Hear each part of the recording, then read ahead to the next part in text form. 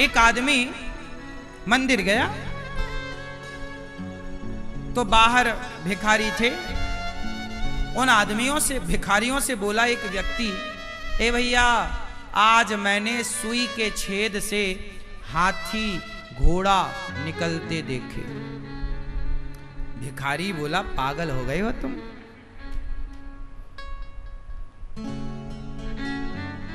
आप बताओ, क्या सुई के छेद से हाथी और घोड़ा निकल सकता है?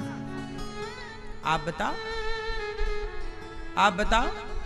चश्मा वाली मैया नहीं, ये बताओ भैया मूंछों वाले नहीं, ये पीछे वाली चश्मा वाली मैया बताएंगी नहीं, नहीं निकल सकता। पीछे वाले दादाजी चश्मा वाले, क्या सुई के छेद से हाथी और घोड़ा निकल सकता है? हाँ या नाम उत्तर देना है। ये मैया, हाँ, ये चश्मा वाली मैया, बताओ मेरी माँ, ये सुई के छेद से हाथी घोड़ा निकल सकता है क्या? मैया सुनो, भिखारियों ने कहा नहीं निकल सकता। वो आदमी अंदर गया, पुजारी जी से बोला, पुजारी जी, आज मैंने सुई के छेद से हाथी और घोड़े निकलते देखे।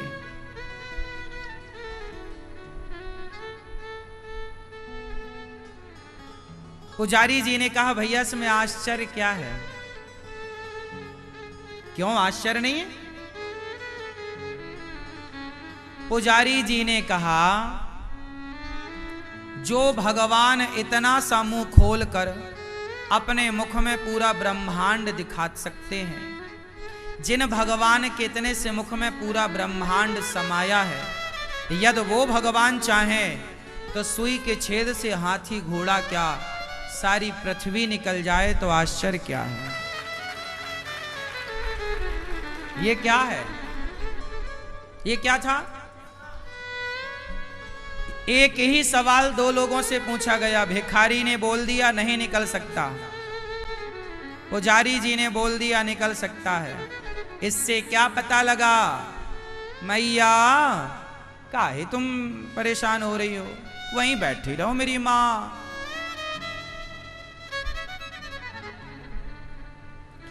एक ही सवाल था और भिखारी ने कहा कि नहीं निकल सकता, पुजारी ने कहा निकल सकता है। क्यों? जिसे विश्वास नहीं है वो कहता है कि ये नहीं हो सकता, लेकिन जिसे विश्वास अपने इष्ट भगवान पर है वो कहता है मेरे भगवान चाहेंगे सब हो सकता है। क्या नहीं हो सकता? भगवान चाहें तो क्या नहीं हो सकता? मूकम करोति वाचालम पंगुम लंघयते गिरिम यत् कृपा तमहम वंदे परमानंदम माधवम। जब भगवान कृपा करते हैं तो बताओ, क्या कोई बंदर छलांग लगा के नदी को पार कर सकता है? उत्तर दो, बोलो। आपने किसी बंदर को छलांग लगा के नदी पार करते देखा? बोलो। सच्चाई तो ये है कि कोई भी बंदर नदी को छलांग लगा के पार नहीं कर सकता। सच्चाई तो ये है। लेकिन हनुमान जी ने नदी नहीं छलांग मारकर समुद्र को पार कर लिया। ये हनुमान जी का बल नहीं था, ये प्रभु की कृपा थी। यदि भगवान की कृपा हो तो हम नदी क्या समुद्र को पार कर लें छलांग मारकर। बस कृपा रघुनाथ जी की हो। एक बंदर गया लंका, नाम था अंगद। पांव जमा दिया, ए रावण मेरा पांव हिला देगा तो सीता, मैं हार जाऊंगा, सीता मैया यहीं रहेंगी, फिर मैं हार गया, राम हार जाएंगे, चल पांव रखो। अब बताओ बंदर का पांव कितना पतला होता है? बंदर का पांव हिलाना, और कौन हिलाने जा रहा था? रावण का बेटा मेघनाथ वो मेघनाद जिसने देवताओं को जीत लिया। मेघनाद बहुत बलवान था। भीम के पास तो 10,000 हाथियों का बल था भीम, लेकिन मेघनाद के पास तो हजारों, 10,000 क्या करोड़ों हाथियों का बल कह सकते हैं आप। भीम से कई गुना बलशाली मेघनाद था। भीम कहीं नहीं लगते थे, लग गए। हाँ या ना? बहुत बलवान था मेघनाद। इंद्र को जीत लेता, बांध कर ले आता, पिता के कदमों में डाल देता है, पिताजी देखो इंद्र को लाया हूं। इंद्र थर थर कांपते थे। मेघनाद चला, उसका नाम ही था इंद्रजीत। क्या नाम था? क्यों नाम पड़ा? क्योंकि इंद्र को चला इंद्रजित अतुलित जोधा, बंधु निधन सन उपजा क्रोधा। ऐसा मेघनाद, इतना बलशाली मेघनाद। उस मेघनाद को, उसके भाई को हनुमान जी ने पछाड़ दिया। वो मेघनाद चला, उस बंदर का पांव ना हिला पाया। मेघनाद जो इंद्र को जीतने वाला, अंगद का पांव हिला नहीं पाया। अब बताओ, ये शक्ति अंगद की थी या प्रभु की थी? बोलो। हाँ, अनिरुद्धाचार्य यहां बैठकर कथा सुना रहा है, कुछ कह रहा है। ये शक्ति मेरी नहीं, भगवान की दी गई शक्ति है। हमें लगता है हम कर रहे हैं, पर हम भूल जाते हैं कि हम कर नहीं रहे, ईश्वर हमसे करा रहे हैं। अंगद ने पांव जमाया, कोई हिलाया नहीं। वो शक्ति अंगद जी की नहीं है, वो भगवान की दी है। आपको कोई उपलब्धि मिल जाए, कामयाबी हासिल हो जाए, तो घमंड ना करना कि मैं कामयाब हो गया जी, मैं सफल हो गया। वो सफलता ईश्वर ने आपको, आपके ऊपर कृपा करके, करुणा करके आपको अधिकारी मानकर दी है। आपकी तरह मेहनत करने वाले ना जाने कितने हैं, पर सफलताएं सबको कहां मिल रही हैं, कामयाबी सबको कहां मिल रही है। आदमी दिन भर काम करता है और 2 वक्त की रोटी भी नहीं जुटा पा रहा है। आप कम काम करके भी बढ़िया खा पी रहे हैं, तो आपको नहीं लगता कि आप पर कृपा है? आप वृंदावन धाम में बैठे हैं और आप वृंदावन धाम में बैठकर कथा सुन रहे हैं। टीवी पर ना जाने कितनी माताएं, बहनें, भाई, बच्चे कथा सुन रहे हैं। वो सब वहां बैठे बैठे तड़प रहे हैं, कब वृंदावन जाएंगे, कब हम भी वहां बैठ के कथा सुनेंगे। क्या आपको नहीं लगता कि आपको भगवान ने कृपा करके बुला लिया है? क्या नहीं लगता कि आप पर ईश्वर की कृपा है, जो बार बार आने का सौभाग्य मिलता है? आपके घर की परिस्थितियां इतनी अच्छी बना रखी है ईश्वर ने कि आप बार बार वृंदावन आ सकते हैं, वरना लोग सारी जिंदगी में एक बार भी नहीं आ पाते।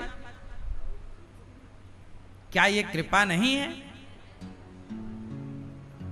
आप दौलत कमा लेने का नाम कृपा समझते हैं कि पैसा हो जाए बस उसी को आप कृपा मानते हैं। तो पैसा तो वैश्याओं के पास भी बहुत हो जाता है। पैसा हो जाना कृपा नहीं है साहब, पैसा होके मन भगवान में लग जाना कृपा है। पैसा होकर नम्रता आ जाना कृपा है। धन होके धर्म करना, उस धन से, धन को धर्म से जोड़ देना कृपा है। वरना धनवान लोग अपने धन को गलत कामों में ज्यादा खर्च करते हैं।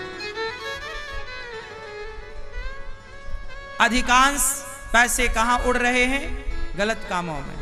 आप पर कृपा है कि आप अपने जीवन में 1-1 रुपए का सदुपयोग करते हैं, कृपा है ये।